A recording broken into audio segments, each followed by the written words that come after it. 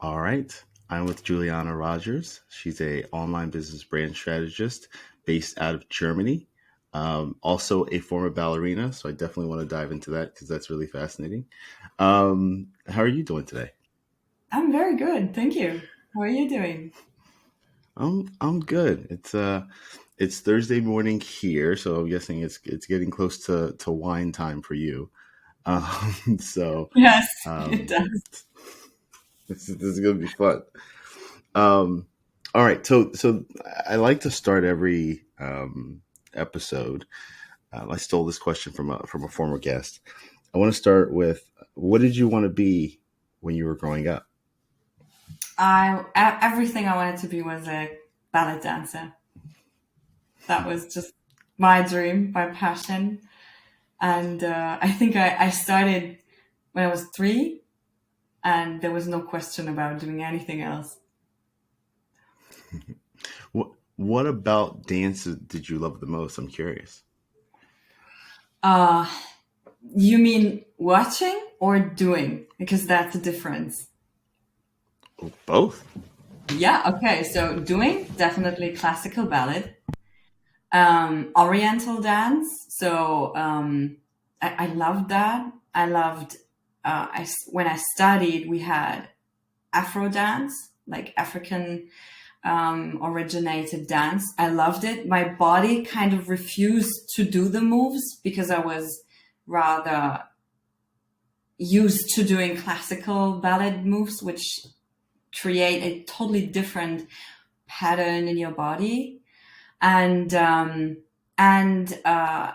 standard dances. So when I have a partner and really doing the standard dances, that was, I don't know, I just loved it. I had to do it from my family side. They said that's a cultural baseline and you have to do it. And I said I don't want to do it, and they said we don't care, you have to. And once I had started, I loved it. And yeah, so and watching, I very much enjoy um, watching hip hop sometimes. And I've seen some art performances, some dance performances where they merged various styles based off classical ballet, and I loved seeing that. It was just that's just fireworks in my eyes, to be honest. I'm curious, kind of from your love for dancing, um, into kind of your brand career. Kind of paint that picture of that journey. Kind of how'd you get there? Oh, it was a long journey. And to someone who doesn't know when I was born, so I'm an 80s lady. It might sound like that can't be, but I had plenty of time. So I obviously you can't be a dancer for your whole year because there are just limits to physical limits, and you will have to pivot into another career at the beginning of your 20s. Some people at the end of their 20s, it depends. And so I decided to study dance and movements pedagogics and for rehabilitative and preventional purpose. And I loved it. But these studies were really, really tough, like physically. And I loved the intellectual stimulus we had because I also studied sports medicine and all that. So I loved that. But physically, it was beyond the challenge. And so I just hurt, and I hurt badly. I hurt my knees. I had an inflammation. I hurt my back. I hurt my shoulder. And there was that moment when really nothing went on. And my doctor said, Julie, I know you don't want to hear it, but you have to start like now. And I don't want to see you going Mm. to university tomorrow. And as hard as it was, and as much as my world crumbled in that moment, I was never a person to sit down and go into victim mode and cry and don't find any ideas to move on because I was super young. I was end 20, like 26, 27 back then.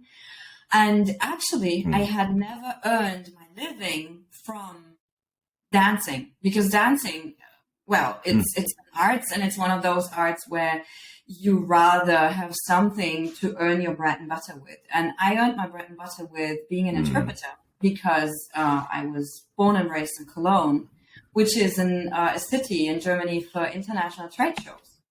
And very close to that are 3 more cities for international trade shows. And back then, international trade shows were still the thing where business was made. Right. And so when I was at the beginning of my 20s, I started working as an interpreter on trade shows, because I was raised trilingual. I was raised, I came from an interpreter's family. So we were talking like 5 languages at the dining table. And so I was raised with three languages, and it was just the logic thing to do. And the same logic then applied. I think back then I took less than a week to think, okay, what am I doing now? And so I decided, okay, let's get a degree as an interpreter, and maybe also in translations. And so I applied for 2 universities in Germany. There was none in Cologne where I could do that. And I also I kind of wanted to close the chapter completely and move to another place. I don't know, it was important to me. And I got a seat in a university. Actually, you should have to study 3 years. And they gave me permission to enter at a later point within the studies, within the program. So I only had to do 1.5 years, because during the entry test, they found out, and I told them, listen, I've been working as an interpreter already for years. Yeah. And during these years, by the way, I also worked as a so-called liaison officer for the German government for various political gatherings and events. And so, and I had all that on paper, so I could demonstrate that I was there, and that I had already earned and had so much of so many years back with being an interpreter. And after that, once I finished that, I found I couldn't find a job, and so I thought, okay, you need to learn something more. So I had this creative background. Then I had a non-connected thing, which was interpretation and translation. And aside from that, the business of international trade shows was completely being disrupted and going down. You still have international trade shows, but it's no longer the bread and butter to find new clients, because we have the online world now. And so things totally shifted in business. And then I studied project management, because I understood, okay, you need something that is based on economics, based on a rather logic and strategic standpoint in business. And it turned out that was interesting to me, because there was this communicational thing in when you study project management. 50% of that is leadership and communication. And that was very interesting to me, because that then had a connection to me wanting to become a dance and movements pedagogue, because it was working with humans. Yeah. That to me was the connection, working with humans.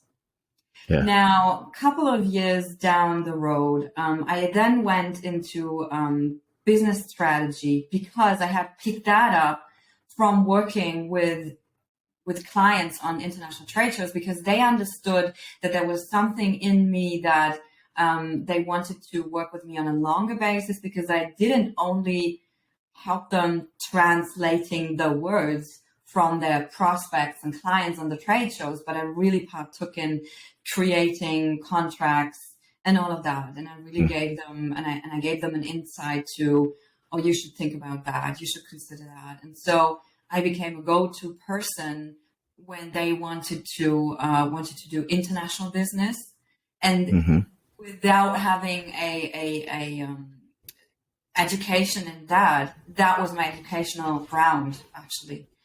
And so I started doing business development, and I was actually good at sales. I would say I'm not particularly into sales, and it's nothing that I enjoy, but that was also part of the training that I got on working on trade shows, in understanding how does good sales look like, how does good sales work, and how do rather cheesy salespeople work. And I had a very clear understanding, or I gained a clear understanding of the differences and of distinguishing a good salesperson from a bad salesperson. And so I picked up a lot of that. And then I think, and the first business that I started was, I had the idea of helping companies to go on trade shows and be there and represent their company over there. And it completely failed. I must say that was a huge fail due to so many reasons, but it's fine. It's good. So when I'm looking back at it, I can definitely say, okay, because of this, and that. But it was just part of the journey of becoming an entrepreneur. And it was part of the journey of growing the backbone, I would say, to understanding, okay, you fall. And that also goes back to me being a dancer, I think, because I learned, I gained the muscle of falling down and getting back up and not caring. It's not looking back, and just don't blaming yourself. Or if you blame yourself, if there is something to blame yourself about, clearly, then just learn from it to do it better the next time, because this is what you do as a dancer. Most time you spend in being a dancer is training, and training goes by failing and trying again, falling down, falling on your knees, getting back up and say, ooh, and just, just carry on. And that's just part of the deal. And then I remember in 2000, I think it was in 2018 or 19, I had this client where I saw, oh, wow, there is everything wrong in his business strategy, in his design. There is no, what's actually the strategy and what's about the brand? The name was misaligned. Actually everything was misaligned, yet the business itself, the core offer was amazing and was in huge demand. And the thing is that he was my parents' best friend. And so he gave me, that's the thing, and he gave me this I don't know, this ground to develop something that I hadn't actually yet learned, yet it was clearly in my head. And he gave me this space for development and for making mistakes and going the wrong directions. But the outcome was amazing. The outcome was an aligned brand. The outcome was an aligned business strategy with 3 core offers. So that if one of the offer is in decline, which in business is normal, which is why you want to have more than one offer. And the design was just amazing. I didn't want to say it was just amazing, but it was aligned with what he had. And that was when I understood, okay, that's where I want to go into, because turned out that with all of the efforts that I made in classical business, so to say, one piece was missing, and it was creativity. And what I only found out 2 years ago, and I had to build an online business to find this out, and it took somebody else to tell me that, because I didn't realize, because for me it was the most normal thing was, hey girl, you have 2 brains and you're strong where everybody wants to be strong, because you have this logic brain and you're creative. So you're both. And everybody dreams of being that. And I was like, wow. To me, it was this, well, that's just me. And I didn't realize that it was, number one, something special. Number two, I didn't realize that that it had value. And number three, I didn't realize that it was something that I could base an offer off, and that would make me particularly good in certain things. So I would say universe delivered in very small chunks but it made me go. If I look back at all of that journey now from this standpoint, as I look at it now today, it makes all sense. It just, Right. things just aligned. And the final chapter, until I became who I am today and where I am now in business, was in 2020, even before the pandemic. I was sitting at my desk and somehow nothing was working, like nothing. And I have this picture of my granddad. He's deceased already, but he was this resource, this intellectual and yet benevolent resource of, you can do whatever you want, you can do it. Whenever there was something, whenever I fell, he said, you can do it. Know, and he was, from him, I have my original name, which is in the meaning, the Wering here, the strong, benevolent warrior. And the interesting thing is that the meaning, there are in various languages, is the same name, which is Rika, Roger, Ruggeri, Rogers, and Wetzel. And it has all the same meaning. And by the way, in my family, that's the names. So somebody married somebody and they were Ruggeri. Somebody married somebody and they were Rika. You see, and so I was sitting at my desk and I had this, it's in the back over there. I had this compass of my granddad, and it was broken. And I carried that with me since he deceased when I was 17. And I always had it on my desk. So by the way, I moved cities. And I think all in all, I made 22 moves, but I never lost this thing. Oh, wow. So when you move, you lose things. You might lose a whole box of stuff that is important to you, but I never lost this thing. And it moved with me, and it always had its place on my desk. So I had this moment of nothing goes.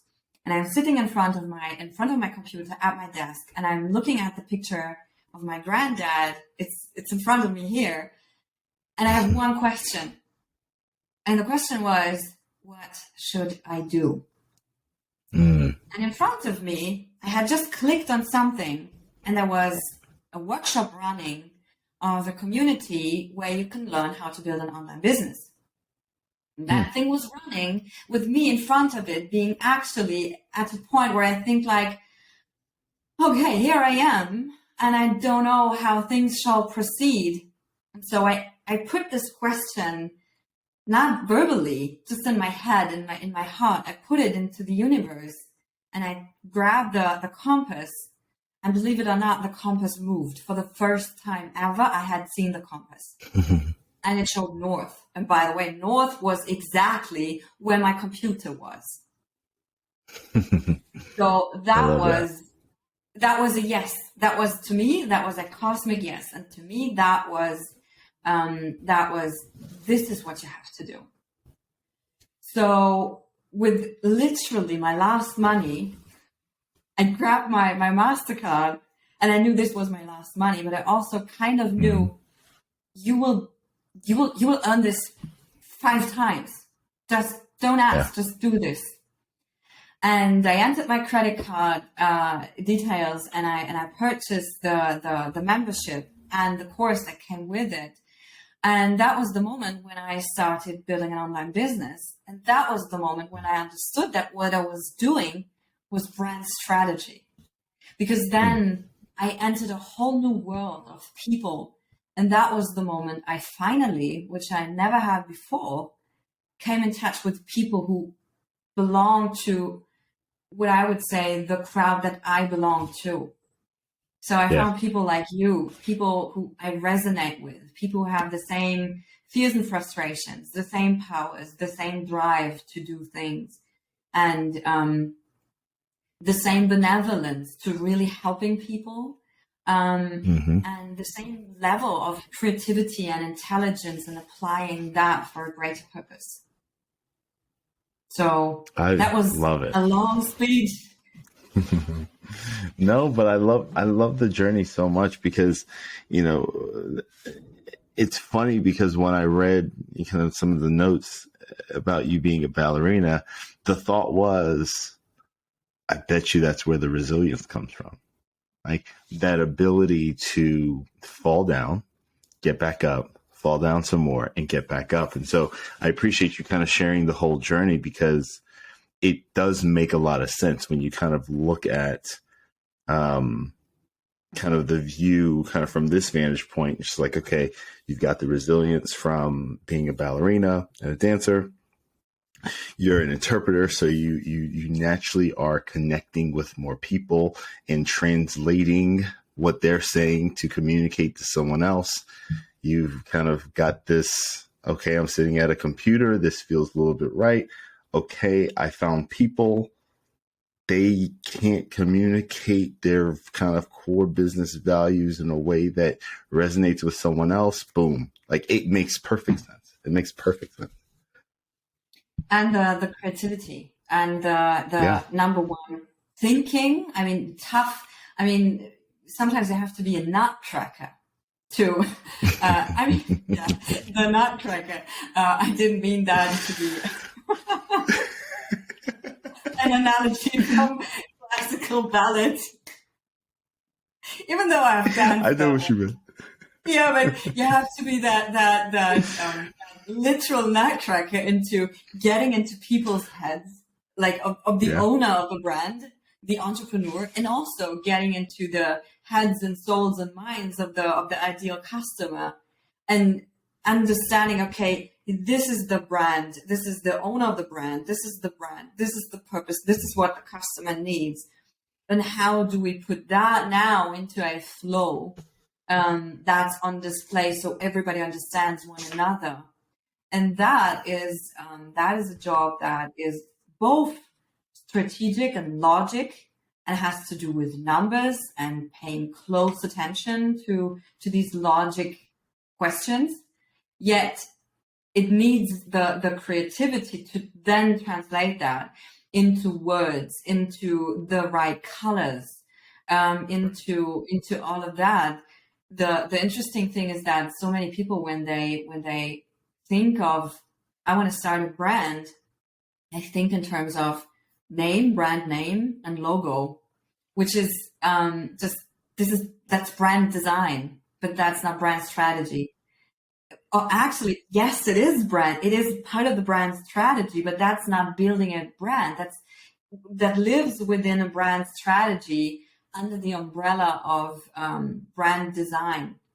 And when they then turn to a designer and say, this is my business, this is the purpose, they are expecting the designer to then understand which colors would go into that. But they would not ask, what is your brand archetype? Because the brand archetype determines the colors. And it makes people frustrated. I've seen it so often that both the entrepreneur and the designers, they get so frustrated because something is off, and the client keeps saying, "Oh, I don't feel it. It's not it." And the designer then, most understandably, gets frustrated because they could deliver something if only they had more information. If only they knew, this is the colors that we need. This is the range that we need. This is the shapes that we need. We're talking about, let's say, a spiritual business, which is totally different from, let's say, an IT business. The patterns that you would use, the fonts that you would use, the colors you would use are completely different. And that's what I found so interesting in being a brand strategist, and being given the freedom to use creativity and not being a, so to say, starving artist, which I was back in the day. So, I mean, these days are gone, and it makes me proud. It makes me understand, okay, if you persevere, you can do it. You can end being a starving artist. Yeah. So I'm a lot of that's got me thinking. So I know that you kind of focus and are passionate about serving kind of the creatives, the consultants, the coaches. And one of the things that I'm often thinking about with my business is, there's my personal brand, and then there's my business's brand. And Mhm. in some ways, they override because I kind of lead this business. But I'm curious on your perspective of kind of this distinction in an online environment where the personal brand is so important. How do business owners or entrepreneurs kind of manage that distinction, which is here's my brand and my company's brand and what it stands for, and this is my personal brand? Because at a certain point, you probably want your business to grow bigger than you and want people to trust that brand and not always have to have you on the project or the assignment. So I'm just curious on what your thoughts on that are. It's actually a tough question, but I would generally answer it by saying there shouldn't be. It's really a tough question. I have to think about it. Mm-hmm. Sure. Actually, I would say there is not necessarily a distinction between your personal brand and your company brand. Mm-hmm. Because yes, you as the owner, there is a personal brand. And if you have with creative, okay, let me approach it from this way. If we had an IT company, we take two cases, okay? Two totally different cases. Mm-hmm. If you want to start an IT company, so you start an IT brand, that would be a moment where you focus first on the company brand. And secondly, on the personal brand. And you want to make the company brand thrive first. And then you take time for your personal brand to maybe later down the road being able to retrieve from it or maybe even sell it. That's the thing. In the case of a creative, a consultant, or a coach, the question actually does not apply because there the brand is the person and vice versa. The person is the brand. So it doesn't apply. Now, if you choose a brand name or choose your personal name as the name for the brand, that's a totally different question, and it depends on various questions that need to be answered in terms of the goals, the direction, what is it that you want to create.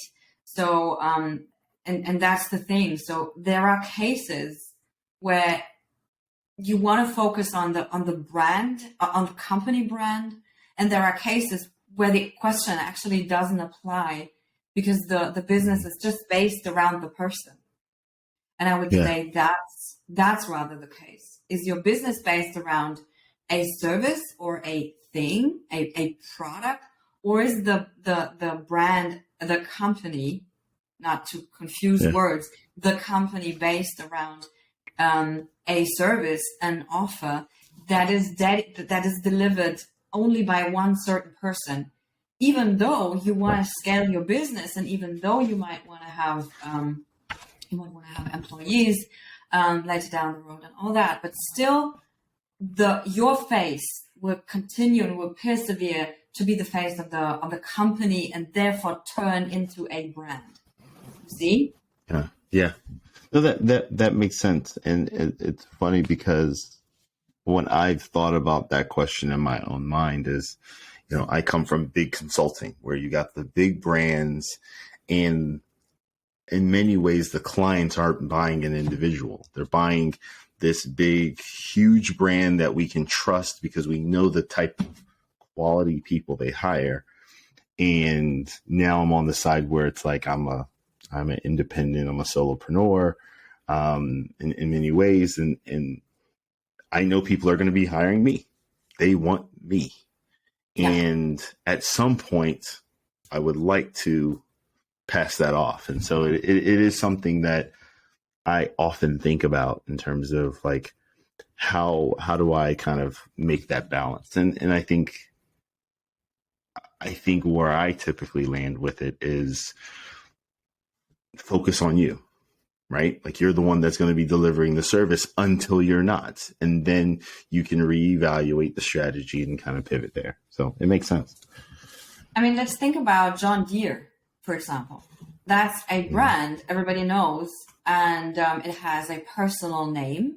And without knowing, I totally don't know the story of John Deere and how it came about that they were called that way, but I would assume that Mr. John Deere started this business. And Mr. John Deere, I would assume, is no longer even here, is no longer around. I don't know, really. No idea about John Deere. It just popped in my head. And still the company has this name because they created the brand, because it has evolved into what it is today, into that international brand that everybody knows. And nobody thinks about the person, John Deere, who gave the brand the name. Today, they think about the services and goods they deliver, and that's building a brand about the quality that people expect. You see, if we take a similar analogy with Porsche, where a certain quality is related to the name Porsche, or you say Porsche, right? I've heard Porsche or Porsche. I've heard all kinds of things. So I'm fascinated on how you're saying it. We're talking about the huge brand with the very expensive vehicles. So that's just a brand name. But attached to the brand name still is not a person, but a quality perception. And that's what building a brand is about. It is creating an emotional picture within the customer and influencing that emotional picture, and influencing it in a positive way so that the customer relates to the brand in a certain way, and relates a certain quality aspects, certain feelings and emotions to the brand. And that is what means building a brand. You see, so actually I think it doesn't, you shouldn't stress out about it. Just see it from a standpoint of now. And I would say the coming 10 years, find the right strategy. And if in 10 years you sell the company, number one, you can always rebrand. That's always an option. Renaming, yes, you can always do that. That's number one. And number two, only because you sell the company doesn't mean that somebody would want to get rid of the original name, which might be your personal name, because of the emotions that have been attached to the brand, the customer emotions. You see, so. No, that makes a lot of sense. So let's dive into kind of, we've talked about how you landed on brand strategy. And we've talked a little bit about kind of the nuances and kind of what brand strategy is. I'm curious, how did it feel for you doing this exercise for yourself and for your own business? Daunting. The logo was easy because of the story that I shared with the compass. And so I wanted to have this compass, and I don't think, ask me in 5 years from now, maybe I will have a new standpoint on that, but I don't think I would ever want to get rid of the compass as my logo.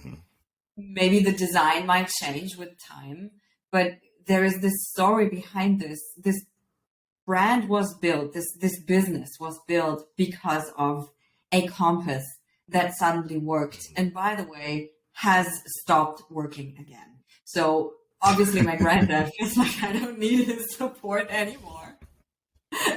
Seems like looking good for him. And so that was one thing. And finding my customer avatar was easy to me. Finding my my brand archetype came really easy to me. So there were some things that I was so clear about and that was so easy to me to do. But when it came to my positioning, I needed another brand strategist to do that with me. And by the way, he needed me to do that for him. So and I don't know, it took a moment for me to understand that I cannot do this for myself. And it's logic because I was too close to it. If you're that close to a thing, you can't see, and that's just the reason. So I wanted to find somebody to work with, and I was so lucky to getting in touch with Sean, who had the same challenge at the same moment, and we just decided, you know what, let's just exchange this service. You do it for me and I do it for you. Yeah. And we just found we're meeting on a weekly basis. Now we're still working together because now we are pivoting into, what do you think about my packages? Oh, do you think that offer goes well with that one? So I don't know, it has become this friendship and also business relationship where we just meet on a weekly basis, and 1 week is dedicated to an issue or a topic he's facing right now, and the next week is just dedicated to my topics. And sometimes we work for weeks on one topic, and then we pivot into the next one. So I must say certain things I was able to do for myself, and certain things I wasn't. And I think the important takeaway here is to let that happen, and to be fine with that to happen, and not to blame yourself and to think, I'm not capable, I'm not good enough, I am this and this and that, and blaming you in all ways. Instead, and also secondly, acknowledging when the moment has come that you should seek some help from somebody else, and acknowledging the fact that this is the case, and then just go for it and embrace that. And by the way, it was, and it still is, it continues to be an opportunity to understand that there are certain areas where I'm really good at, and other brand strategists are not. And also to uncover the areas where there is, let's say, growth potential, where I have to learn something more, where I can grow into more. So it is actually, I would say, thank you, universe, to delivering that to me, because otherwise I would have no other reflection surface to really understand, am I good enough? Am I an imposter? What am I? What is reality? You see, so because imposter syndrome with creative people always kicks in. I mean, I don't know any creative who doesn't suffer from imposter syndrome from time to time. Yeah, no, I wouldn't necessarily consider myself a creative person, and I deal with imposter syndrome all the time. And it's one of those things where I think there's value in having a healthy amount of it. But I think you have to know how to get yourself out of kind of the spiral that it can cause.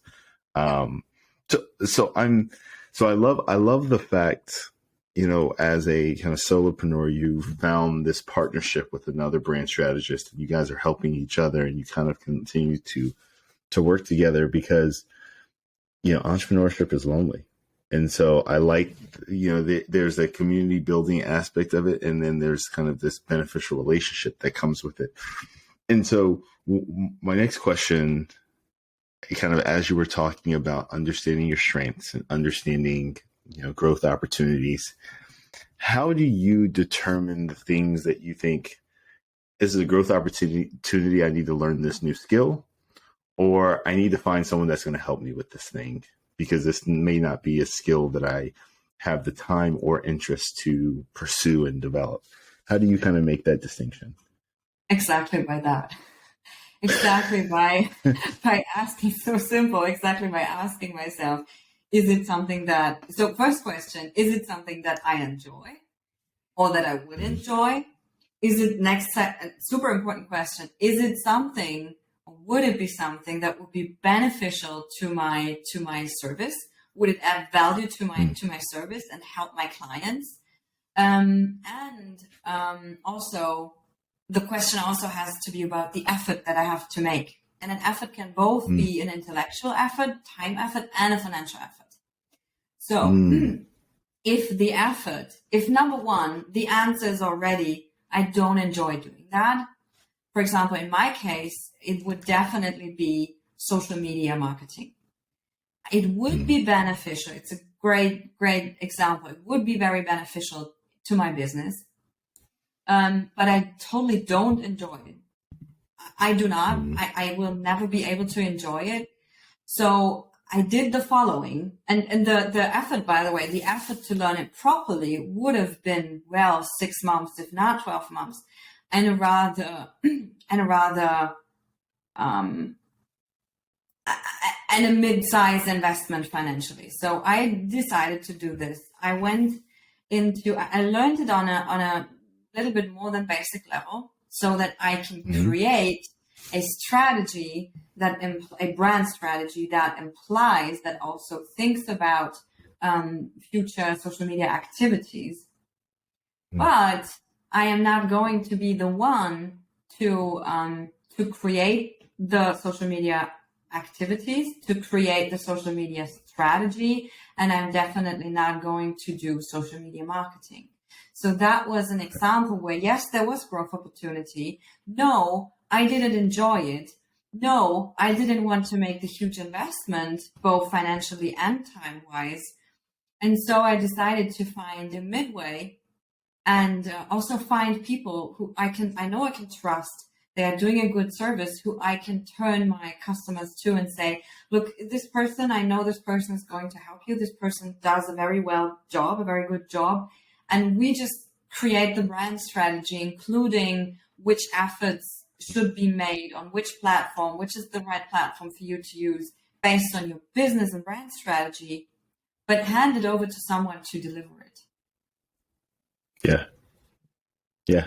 No, I like that. I like that a lot. And one of the things, kind of the first time we talked, we kind of joked about kind of this distinction of like marketing, advertising, PR, and brand, and how brand is kind of like this overarching, kind of honestly the most important piece, because it's the thing that's long lasting. And so I'm fascinated and appreciate the distinction of, it's like, I love brand strategy. I may not necessarily like this social media marketing piece. There are some people that are super good and super passionate about that, and that's where they can kind of fit into the puzzle. So I really like the fact that you made that distinction. Yeah, and I mean the thing is, and most people who are entrepreneurs or want to become entrepreneurs, they will most likely come across these posts which you just addressed that say brand strategy versus marketing. And that, to me, it's so stupid, because it's a misunderstanding of the whole concept. There is no versus. Yeah. There is, and that was the conversation we had, right? It's the number one, step one, and step two. Because marketing people will need the information that stems from the brand strategy.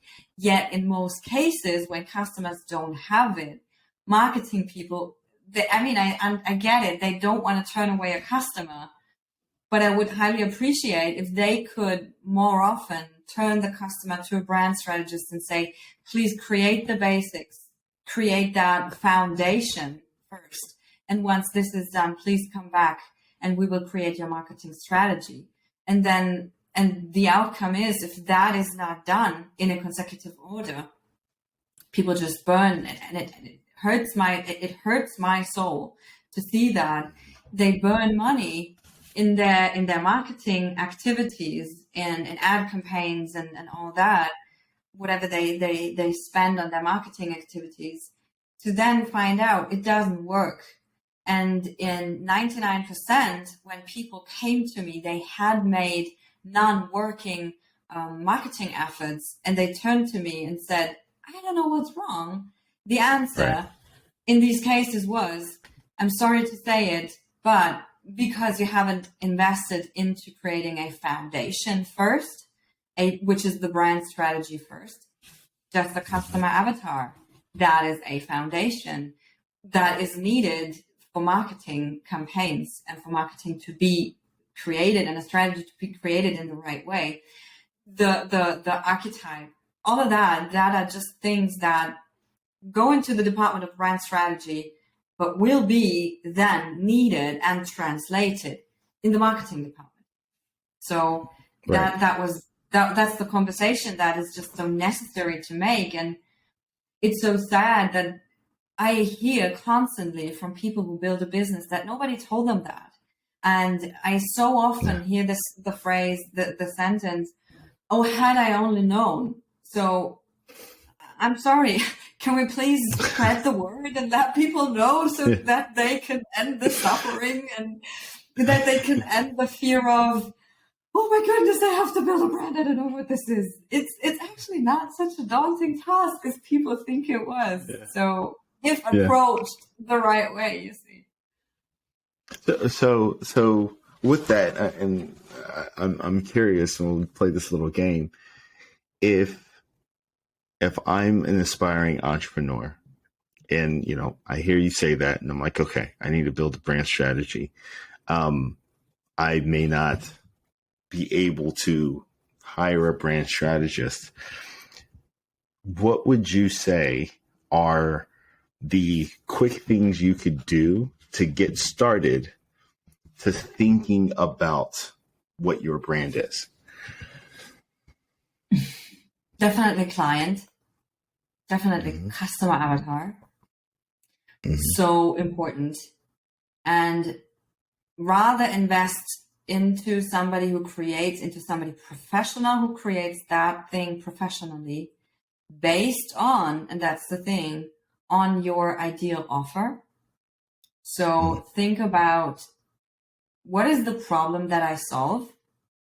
Who do I solve the problem for? And in which way is the problem going to be solved?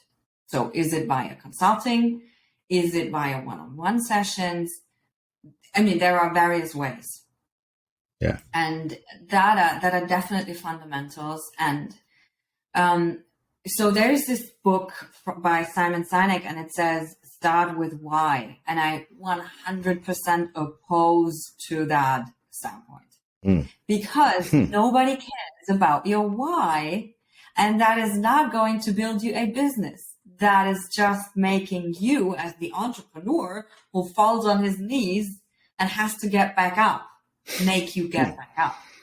And the why is maybe where later you can say, I just want to be helpful to people. I want to help people build a freedom-based business on a freedom and create a freedom lifestyle. That's the thing. And I don't want to be treated as a kid anymore. I want to quit my 9-to-5 because I want to determine what I work with, what I am doing, who I work with. I want to determine all of these things, and I want to get my creative freedom. So that's the in my case, for example, that's the why, because I want to help people create a freedom lifestyle based on their abilities, based on their creativity and their knowledge and all that. That's a why. But actually, would you choose me as a brand strategist based off of that? I bet you 100 you wouldn't, because the importance for you as the client is she going to be able to create a high quality service? And that question is not being answered by my why. So start with who and start with what. What do you want to deliver?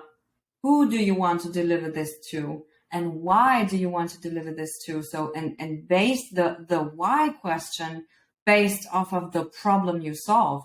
Why is this service needed? Why do you why does this problem need to be solved in the first place? Now, how are you going to solve the problem? How are you going to deliver this problem solving situation, this solution? And I would say start with that. Also, think about, and it can be hard, I know, but try to find a brand name that is easily typable.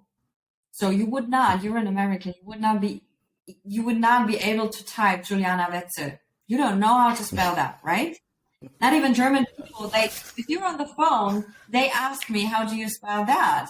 Because there are various ways to hear that, to spell that, and things can go wrong. So I chose Juliana Rogers just by translating the name that was carried through my family in various languages.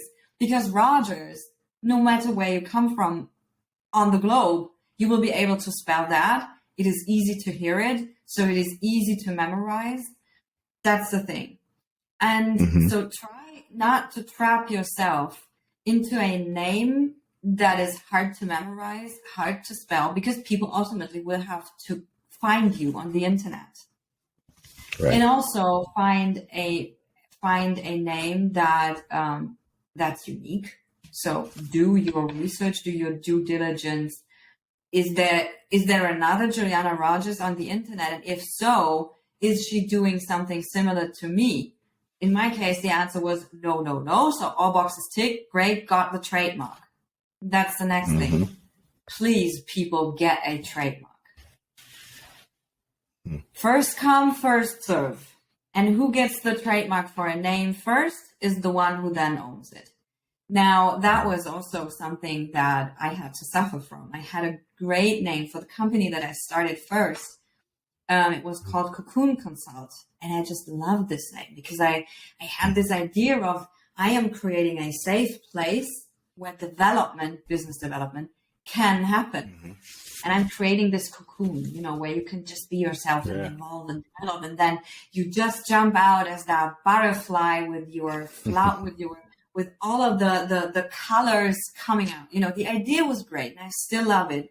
But turned out that I didn't get the trademark for the name. And so somebody else did. And so I had to give it up, to give it up. And that was just the thing. Yes, I had the idea first. I could have gotten into a discussion with them. I could have even went to court. And I mean, do you want to do that? No, you don't want to do that. Right. So when thinking in terms of your name, also the URLs have to be available and get ownership of all of the URLs. So that's the thing. What I would definitely say first steps, but always the center of attention is which is the problem that I solve and who needs this? Who's the person that needs this? That's the excuse me, it should be the center of attention. Yeah. No, I like that. It is the question that, especially kind of I'm building a tech startup, and you always have to refocus on, okay, this is what I want to solve because I've had this problem. Now let me make sure there are enough people that have had this problem to make this actually a meaningful endeavor. But you're right. It's understanding like what you want to solve, for whom you want to solve it for, and then also reevaluating and genuinely understanding why you want to solve that problem. Because I do think that the why is what's going to sustain you to get back up and trying to solve the problem in the long term. So I think you're right. Okay, so time checking. 2 more questions, and then we'll get to some of the kind of fun, quick hitter questions. What does your business look like on Tuesday, or what does your day look like on Tuesday 5 years from now? If you could imagine what you want it to be.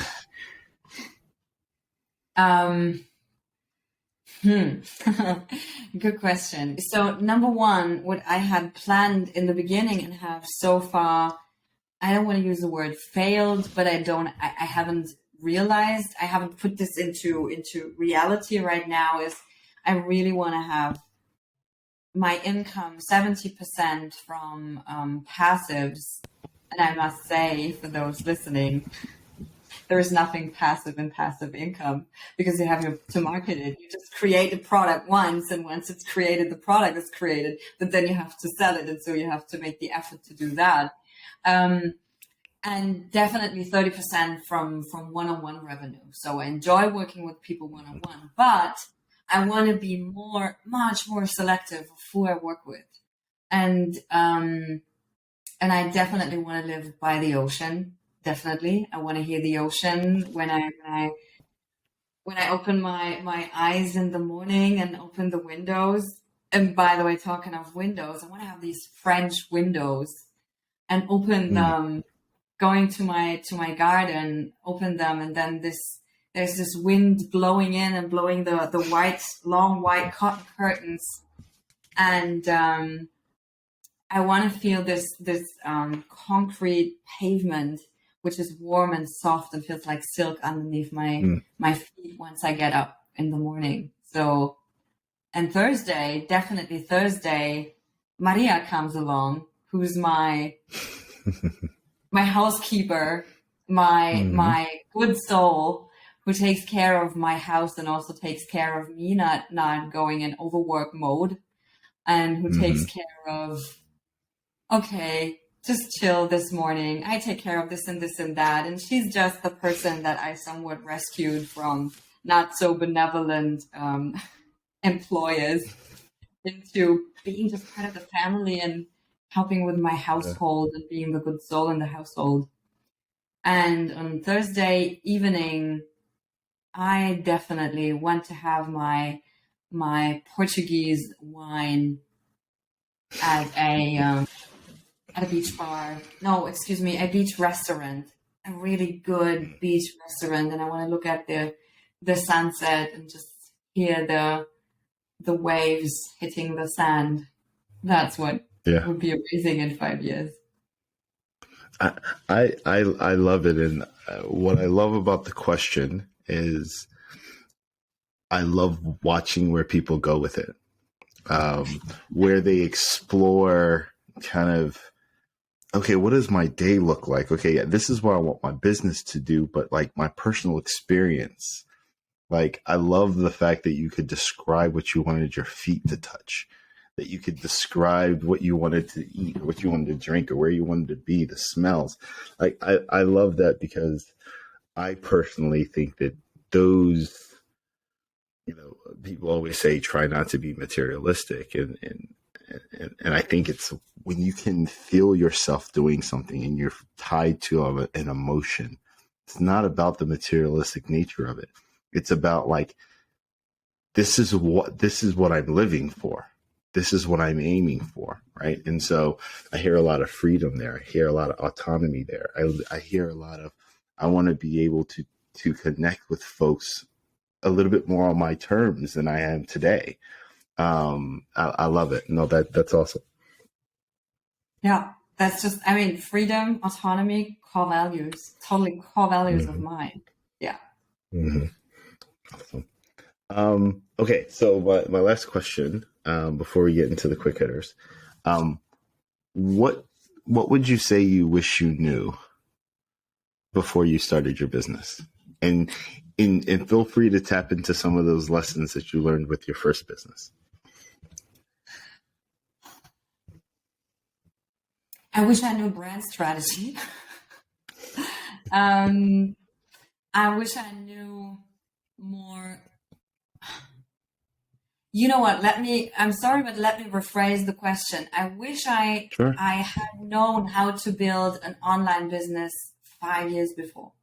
I know universe has put me there once I was ready, once things were aligned for me. I know that. But I have to confess that there is one part in me that says I wouldn't have to go. It was unnecessary to go through all of that suffering, which there was a lot, to be very frank. It was unnecessary had I known that there was this opportunity, and I just didn't come across this. I had some endeavors, and I thought about starting as a blogger, as a fashion blogger, by the way. And my ex-husband prevented me from that. Had I known how affiliate marketing, which back then was a thing, works, and that they earn from affiliate marketing, had I known what all of this is about, had I known where even to find the information, I had built something much earlier. I would have a team of 5 people who are living a freedom lifestyle, who are not being treated like kids because they are thriving in their jobs and they are just part of my business family, you see. So I would have been happy to know these things earlier. Yes, totally. It's funny because I 100% understand that. I look back and think, man, why was I so rigid about not being on YouTube? Like I remember when YouTube came out, and I just remember I was like, I'm not gonna let people find my face on the internet. Look at me now. and and if I had kind of built that muscle earlier on, who knows what, where my career and where my life would have taken me. No, I'm very happy with the experiences that I've had and where it's led me. But I do wonder, man, like in 2006, if I had just said, let me just play with this thing called YouTube, what would have happened? It's a very fascinating thought exercise. But you know what? Let me put a question back to you, and it is, who were you in 2006? And were you ready for the journey? Had you developed the muscles? I mean, I'm talking about rather the inner muscles that you now need. Or if you think about it, did you need the lessons in between to even become that which you have become today? That's a good question. I think so. 2006, I was 16, 17. So I was finishing up high school. I think that, what's interesting? I think I have the same problem I probably had back then, which is, a chase for perfection and an obsession with polish. And I get that from my good and loving Nigerian parents, and being the youngest of four, where I try not to make the mistakes. I think in my older age, I've learned that mistakes are good, and it's actually how you learn. So I think that, and I still grapple with that. Honestly, I do kind of grapple with that personally. So I do think that at 16, I probably would have, if I had gotten over the hump of, put videos out there on YouTube, get out there and try something, I would have been very obsessive about it. I would have tried to be perfect in it. I think it would probably be the same experience that I'm going through now. I think the biggest difference is I would have got more comfortable with imperfection earlier in life. That's probably the difference. Yeah, maybe. I mean, The thing is, I don't know if this is news to you, but most creative people are helpless perfectionists. I mean, helpless. And think about, just watch any good or not so good movie on classical ballet dancers. I mean, there is a plethora of them. And what do? They aim for perfection. And, there's the question, do you lift your arm like that, or do you lift your arm like that? So which is the muscle you use? And as a normal person, you wouldn't even think about it. But as a ballet dancer, it makes a world of a difference, and there's this thing. Yes. And I mean, creative people have this tendency to be perfectionists. And then, I mean, I'm in it, so I'm part of the club, totally. And so I think the muscle we have to try and try to develop is let go, and rather be perfectly imperfect. Yeah. Than being than having this perfect imperfection. You see that this. No, there is this saying, and I'm not getting it. Rather do something that's not perfect than perfectly not doing a thing. That's the thing, right. You see. Right. Perfect paralysis, perfect analysis paralysis, because this little thing still is not aligned. Somebody else doesn't even see it. You see this because you created this. So when people, for example, come into your house and your house is nicely decorated, they will say, wow. And you will think, oh no, because every cable, every little thing in the corners, which they don't even see. You know that there are 2 holes behind the shelf, which you have put in the wall and they weren't perfect, but nobody sees them. And you just know they are there. And that applies, that is 100% applicable to building a business. Yeah, absolutely. Analogy? Yeah, absolutely. And you actually made me think of something. Is, you know, I think a lot of really good entrepreneurs and working professionals generally have the trait of being obsessive. Mm-hmm. And I think of like the stories that you would hear about, say, like Steve Jobs being obsessed that the iPhone had curved edges. And I think to most people, you're just kind of like, oh, that's kind of weird. Like it wouldn't make a difference. But even in the context of this conversation, as I think about brand, the core values and what it represents, there is an importance about being obsessive and quote unquote trying to be perfect on certain aspects because they do represent to your brand in a quintessential way versus some of the other things where, you know, even before here, I got on camera, before you hopped on, I got on camera. I was like, oh, I got a little lint. And I ran and I did a little lint roll to make sure it wasn't lint. But that's just kind of mine. Now, would people have noticed the lint? Probably not. But there's a big difference between making sure that I'm asking you good questions than is there lint on my shirt. And so I think that you make a very good point. And it just made me think about how we hear stories about very successful or famous entrepreneurs being obsessive about certain things.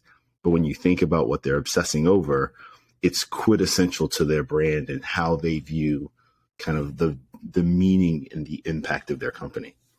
It's true. I mean, and I think this obsession is if I think about it now, I don't know, I didn't think about this before this way because I didn't have the conversation about it. But yes, yeah. I am obsessed about brand. I'm obsessed about building holistic approaches, building a business from a holistic standpoint, like seeing all of the influences, all of the angles, all of the touch points, and making sure that everything is aligned and smooth. And yes, I have a crazy obsession about that, but it's fun. And the outcome is simply that people get to create, people get to build businesses. But one thing I want to add is about obsession and somebody like Steve Jobs, for example, and about success. Mm-hmm. Well, we always see the success, but we don't see the miss-successes. We don't see when, you see the one time somebody had a success, but you don't see the 100 times they tried before. I mean, I'm not the first person to say this, but I think this is a message that cannot be repeated often enough, to just remind yourself when you feel like I am a failure, like I cannot do this. When you have tried 100 times, try once more, because probably once more will be the one time you succeed. And there is a plethora of examples in the entrepreneurial world, in the product world, generally in the world. You see, even evolution most probably has tried very often until this came to life. You see, probably, and that's just something to remind yourself in times of doubt. Because times of doubt, if one thing is for sure, then it's times of doubt. They are coming. I mean, that's just ahead of you if you're building a business. Part of the journey. Absolutely. You're spot on. All right, let's get to some of these quick hitters so I don't delay wine time anymore. What are some books that you'd recommend for fellow entrepreneurs to read? I wrote this down. There is, so first and foremost, Dale Carnegie, How to Make Friends. And by the way, I have this in physical format and as an audiobook. And I love hearing this thing when I drive. And I can't count how many times I have heard and read the book because it's an evergreen and you can just, I don't know, you can't hear it and read it often enough. Then there's definitely Build a Story Brand by Donald Miller. Definitely Donald Miller is a go-to person when it comes to marketing and how marketing is tied to brand building. Then I read this book this year and I loved it. And it's The Psychology of Money by Morgan Housel. He wrote this during the pandemic, and he did a really good job of self-analysis and analysis of patterns and negative patterns when it comes to money. And The Nuclear Effect by Scott Alford. But that is a book that is not for the beginner. It's definitely not for the beginner. It's a book to be read, I would say, maybe when you're 1 year, 2 years, 3 years in business. And maybe a book when you feel like you're hitting a wall and you can't get over it. Maybe that's the book for you. And also, I have it in physical format and in audio format. And I was listening to it while working on the book and using the book as a workbook. So, yeah. I love it. I love it. All right. I'm going to check those out. What question do you think I should ask the next guest?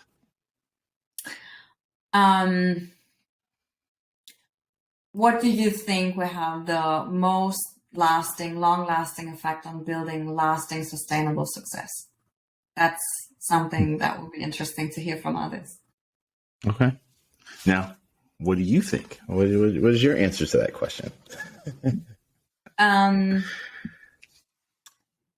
Understanding your core values.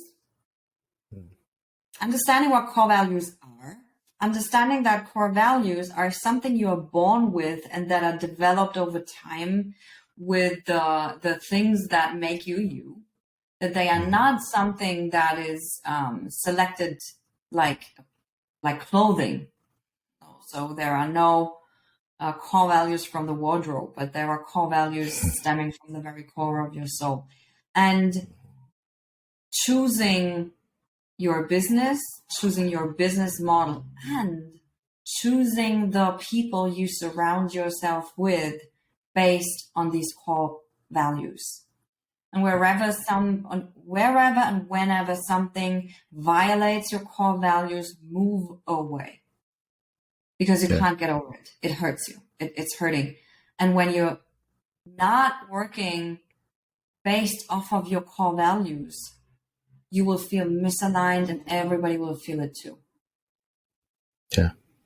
Yeah.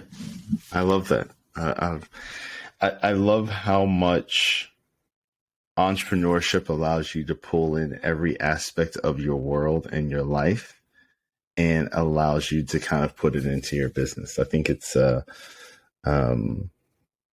like using every bit of your experience before in weird ways that you could never expect. Whether it's in your kind of friend circles or in your kind of professional environment. So I love it. Perfect. Juliana, this has been incredible. Thank you so much. Tell the people where they can find you. You can find me on LinkedIn. You can find me at julianarogers.com. And you can find me on Instagram at Juliana Rogers Official. It was great. Thank you. Thank you so much. I appreciate it. Same here.